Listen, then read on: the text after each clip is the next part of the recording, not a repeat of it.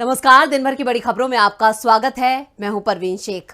आज इस बुलेटिन में बात होगी नीतीश, लालू और राहुल की तिकड़ी से बुरे फंसे पीएम मोदी के 2024 चुनाव से पहले बीजेपी के लिए चुनौती बने राहुल गांधी की, वसुंधरा को लेकर पीएम मोदी के बड़े ऐलान के, राजस्थान में पीएम मोदी के झूठ पर कांग्रेस के वार की, साथ ही देखेंगे कि जाने माने कार्टूनिस्ट इरफान की किस खबर पर पड़ी तिरछी नजर, और बुलेटिन के आखिर में बात करेंगे महिला पत्रकार के साथ बीजेपी नेता की बदसलूकी की। इसके साथ ही और भी कई बड़ी खबरों से आपको करवाएंगे रूबरू, लेकिन तमाम बड़ी खबरों से पहले एक नजर सुर्खियों पर।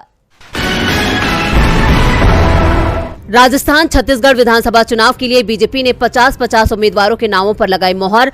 रमन सिंह राजनांदगांव से तो संपत अग्रवाल बसना से लड़ेंगे चुनाव।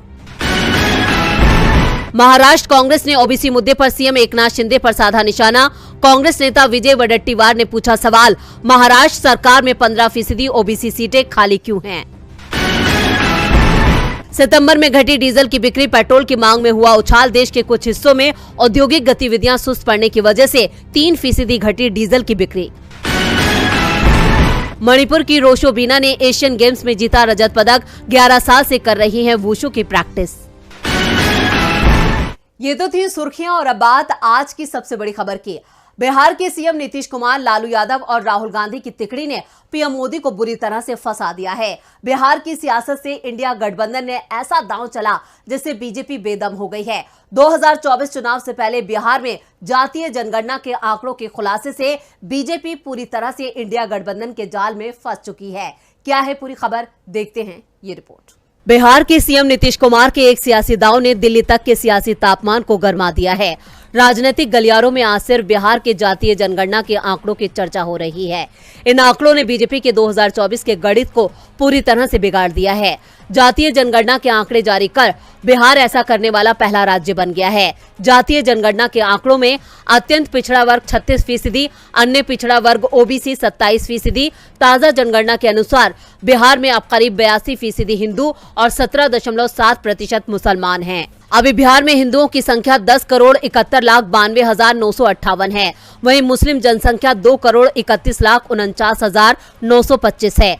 राज्य की कुल आबादी के करीब 14.26% यादव हैं। 4.21% की आबादी के साथ कुशवा जाति तीसरे नंबर पर है। ब्राह्मण 3.65 और राजपूत 3.45, करीब 7% हैं। राज्य में सबसे कम आबादी कायस्थों की है। कायस्थ कुल आबादी के मात्र 0.60% हैं। बिहार के सीएम नीतीश कुमार जिस कुर्मी जाति से आते हैं उसकी भागीदारी कुल आबादी में महज 2.87% है। बात भूमिहारों की करें तो बिहार की आबादी में उनकी हिस्सेदारी 2.86% है। जाति आधारित जनगणना के आंकड़े जारी होने पर बिहार के मुख्यमंत्री नीतीश कुमार ने सोशल मीडिया एक्स पर लिखा, आज गांधी जयंती के शुभ अवसर पर बिहार में कराई गई जाति आधारित गणना के आंकड़े प्रकाशित कर दिए गए हैं। जाति आधारित गणना के कार्य में लगी हुई पूरी टीम को बहुत बहुत बधाई। आरजेडी प्रमुख लालू यादव ने लिखा है, आज गांधी जयंती पर इस ऐतिहासिक क्षण के हम सब साक्षी बने हैं। बीजेपी की अनेकों साजिशों, कानूनी अड़चनों और तमाम षड्यंत्र के बावजूद आज बिहार सरकार ने जाति आधारित सर्वे को रिलीज किया।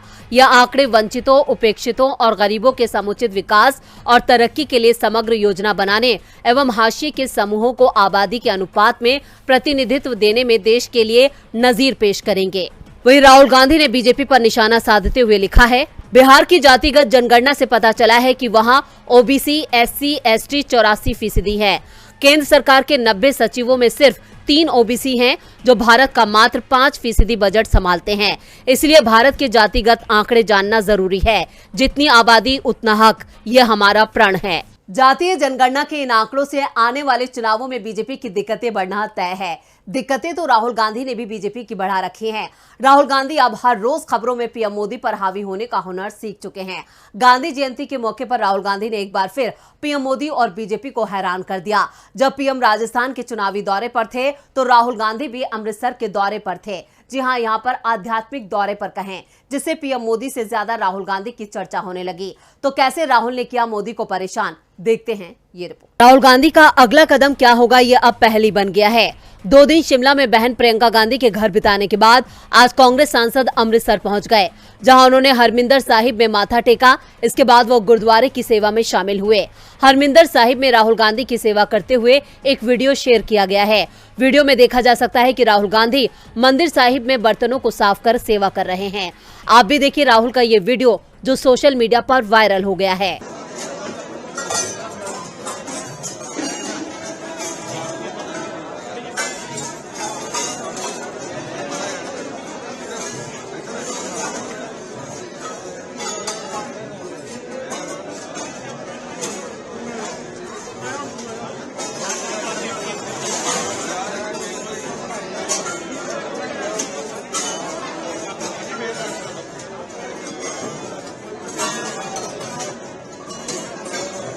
खास बात यह है कि राहुल गांधी के इस निजी दौरे में कोई भी कांग्रेसी नेता उनके आसपास नजर नहीं आया। पंजाब कांग्रेस के प्रमुख अमरिंदर सिंह राजा वडिग ने एक्स पर लिखा है कि श्री हरमिंदर साहिब में राहुल गांधी का दौरा निजी है, ये उनकी एक आध्यात्मिक यात्रा है। ऐसे में राहुल गांधी की निजता का सम्मान करना चाहिए। पंजाब कांग्रेस प्रमुख ने पार्टी कार्यकर्ताओं से अनुरोध किया है कि वो इसे कांग्रेस नेता के दौरे को व्यक्तिगत ही माने। राहुल गांधी के अमृतसर दौरे की तस्वीरें कांग्रेस ने एक्स पर साझा की हैं। कांग्रेस ने लिखा है, आज राहुल गांधी जी अमृतसर में श्री हरमिंदर साहिब के दर पर पहुंचे, वहां उन्होंने सेवा की। राहुल गांधी का ये दौरा भले ही निजी माना जा रहा हो, लेकिन राहुल गांधी आज भी खबरों की सुर्खियों में बने रहे। जब पीएम मोदी राजस्थान और एमपी के दौरे पर रहे, वहीं राहुल गांधी ने भी अमृतसर पहुंचकर खूब सुर्खियां बटोरी। खबरों की माने तो कांग्रेस उत्तराखंड में अक्टूबर में शुरू होने जा रही भारत जोड़ो यात्रा पार्ट 2 को भी पिथौरागढ़ से शुरू कराने की तैयारी में है, जिसे कांग्रेस बीजेपी और पीएम मोदी की यात्रा के काउंटर के रूप में देख रही है। पीएम मोदी 11 और 12 अक्टूबर को पिथौरागढ़ के दौरे पर हैं। कयास लगाए जा रहे हैं कि राहुल गांधी भी उत्तराखंड पहुंच सकते हैं। राहुल गांधी इस वक्त बीजेपी के लिए सबसे बड़ी चुनौती हैं। चुनौती तो वसुंधरा राजे सिंधिया भी बीजेपी के लिए बन गई हैं। वसुंधरा राजे की नाराजगी और बगावती तेवरों ने बीजेपी की नींद उड़ा रखी है, और शायद यही वजह है कि पीएम मोदी 7 दिन के अंदर दूसरी बार राजस्थान पहुंचे। लेकिन यहां मोदी कुछ ऐसा बोल गए जिससे सभी को पता चल गया कि अगर बीजेपी राजस्थान में सत्ता में आती है तो सीएम वसुंधरा नहीं होंगी। राजस्थान में बीजेपी को डर लग रहा है, और ये डर बीजेपी में बढ़ती गुटबाजी के चलते लग रहा है। साथ ही जिस तरह से वसुंधरा राजे सिंधिया को लेकर हाईकमान ने इशारों में 2 टूक कह दिया है कि ना तो वसुंधरा को सीएम उम्मीदवार बनाया जाएगा और ना ही उनके समर्थकों को पहले की तरह टिकट दिए जाएंगे। उसके बाद बीजेपी के लिए राजस्थान में हालत बहुत अच्छे नहीं दिख रहे हैं। और इस बीच पीएम मोदी एक हफ्ते में दूसरी बार राजस्थान भी पहुंचे और चित्तौड़गढ़ में जनसभा को संबोधित किया। कार्यक्रम के दौरान पूर्व सीएम वसुंधरा राजे मौजूद थी, लेकिन उनके उदास चेहरे से साफ पता चल रहा था कि वो बेमन से इस कार्यक्रम में शामिल हुई थी। वहीं रैली को संबोधित करते हुए मोदी ने साफ कर दिया कि अगर राज्य में बीजेपी की सत्ता वापस आई तो वसुंधरा राजे मुख्यमंत्री नहीं होंगी, बल्कि कोई और सीएम बनेगा। मोदी ने कहा कि इस चुनाव में हमारा एक ही चेहरा है और वो चेहरा है कमल। यानी मोदी ने साफ शब्दों में सीएम के लिए वसुंधरा राजे के नाम को नकार दिया है। गौरतलब है कि राजस्थान में हर 5 साल बाद सरकार बदलने का रिवाज चला आ रहा है। 30 सालों से राजस्थान में 5 साल बीजेपी की सरकार रहती है तो 5 साल कांग्रेस की। लेकिन इस बार लग रहा है कि राजस्थान में सरकार बदलने का रिवाज बदल सकता है, और इसके पीछे का सबसे बड़ा कारण बताया जा रहा है वसुंधरा को लेकर बीजेपी आलाकमान का विरोध और पार्टी के अंदर गुटबाजी। और साफ है कि वसुंधरा राजे सिंधिया को मोदी ने पूरी तरह से किनारे लगाने का ऐलान कर दिया है। पीएम मोदी के इस बयान से वसुंधरा को बड़ा झटका लगा है। झटका तो आज कांग्रेस ने भी पीएम मोदी को दिया है।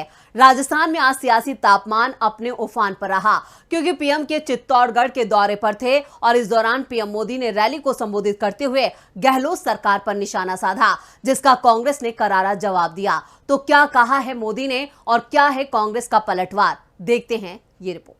राजस्थान में जल्द ही विधानसभा चुनाव की तारीखों का ऐलान हो जाएगा। एक तरफ राजस्थान बीजेपी में गुटबाजी की खबरों ने जोर पकड़ रखा है, तो वहीं दूसरी तरफ राजस्थान के रण में इस बार कांग्रेस को रिवाज बदलने का भरोसा है। सत्ता बरकरार रखने के लिए पार्टी जनता के हक में एक के बाद एक कदम उठा रही है। तो वहीं चुनावों को देखते हुए प्रदेश में कांग्रेस बीजेपी के दिग्गज नेताओं का दौरा जारी है। इसी कड़ी में आज पीएम मोदी राजस्थान के चित्तौड़गढ़ पहुंचे और हमेशा की तरह कांग्रेस को कोसने लगे। कांग्रेस पर हमला बोलते बोलते पीएम मोदी ने अपनी आदत के मुताबिक कुछ ऐसा बोल दिया जिसे कांग्रेस ने बेशर्मी से झूठ बोलना बता दिया। दरअसल मोदी ने कहा कि मैं बहुत दुखी मन से कहता हूं कि जब अपराध, दंगे, महिलाओं, दलितों पर अत्याचार की बात होती है तो राजस्थान टॉप पर आता है। जिसके बाद कांग्रेस महासचिव जयराम रमेश ने सोशल मीडिया एक्स पर मोदी के आरोपों पर जोरदार पलटवार किया है। उन्होंने लिखा है, प्रधानमंत्री मणिपुर पर एक शब्द भी नहीं बोलेंगे, वो उज्जैन का जिक्र नहीं करेंगे, वो महिला पहलवानों पर अत्याचार करने वाले अपनी ही पार्टी के सांसद के खिलाफ कार्रवाई नहीं करेंगे, न ही हमारे राष्ट्रीय चैंपियंस के साथ दिल्ली पुलिस द्वारा की गई क्रूरता की निंदा करेंगे।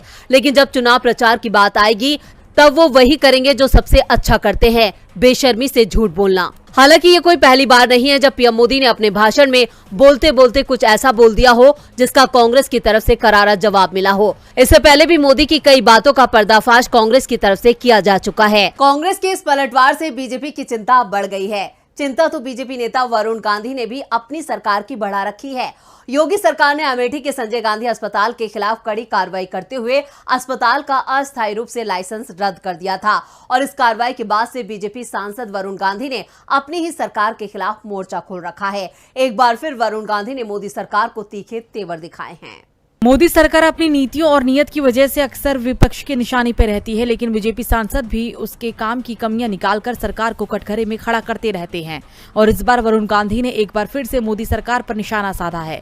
दरअसल वरुण गांधी राष्ट्रीय सिख सम्मेलन में पहुंचे, जहां उन्होंने लखीमपुर कांड से लेकर दिल्ली में किसान आंदोलन और सेना में भर्ती से लेकर तमाम मुद्दों पर अपनी ही सरकार पर सवाल उठाए और शक्ति प्रदर्शन किया। उन्होंने कहा कि सिख सबसे बहादुर कौम है जो कट्टर राष्ट्रभक्त है और मेरे लिए अभिमान की बात है कि मेरी रगों में सिखों का खून है। वरुण गांधी ने कहा कि मेरे पूर्वजों ने मुझे सिखाया, जब पंडित नेहरू पहली बार प्रधानमंत्री बने तो उस समय शिरोमणि अकाली दल के अध्यक्ष हुकम सिंह जी थे। हुकम सिंह जी ने लोकसभा में पंडित नेहरू को यहाँ तक कह दिया था कि वो सही आदमी नहीं है, लेकिन नेहरू जी सुनते रहे। 6 महीने बाद सरदार हुकम सिंह को लोकसभा अध्यक्ष बनाया गया तो उन्होंने कहा कि हम तो नेहरू की तो बुराई करते हैं, तो वो हमें कैसे लोकसभा अध्यक्ष बना सकते हैं। हुकम सिंह जी ने पंडित जी से ये बात कही तो नेहरू ने कहा कि आपके भाषण से मैंने सीखा और अपने आप को सुधार भी लिया। वहीं अपनी ही सरकार को घेरते हुए वरुण गांधी ने कहा कि किसान आंदोलन में 500 लोग शहीद हुए, उनके सपने मुझे आते हैं। लखीमपुर खीरी में जो हुआ उसे सहने की क्षमता कम है, अन्याय सहने की क्षमता कम है। मुझे परवाह नहीं है कि कितने वोट मुझे मिले, मेरे कितने वोट कम हो गए, मुझे परवाह नहीं। मुझे परवाह यह है कि एक आदमी खड़ा है, उसके ऊपर ट्रैक्टर चला दो, तो मेरे लिए चुप रहना संभव नहीं। वरुण गांधी ने अपने तेवर से दिखा दिया है कि अब वो चुप नहीं रहने वाले हैं और बीजेपी के खिलाफ आवाज उठाते रहेंगे। अब बीजेपी इस पर कैसे अपना बचाव करती है ये देखना होगा। वरुण गांधी की ये गुस्ताखी क्या बीजेपी पर भारी पड़ने वाली है? इधर सीएम नीतीश कुमार भी बिहार में बीजेपी पर भारी पड़ते दिख रहे हैं। बिहार बीजेपी नेताओं ने जेडीयू को तोड़ने का दावा किया है, जिसके जवाब में सीएम नीतीश कुमार ने बीजेपी को जेडीयू तोड़ने की चुनौती दे डाली है। तो क्या कहा है सीएम नीतीश कुमार ने, देखते हैं ये रिपोर्ट। आरएलडी नेता उपेंद्र कुशवाहा अपनी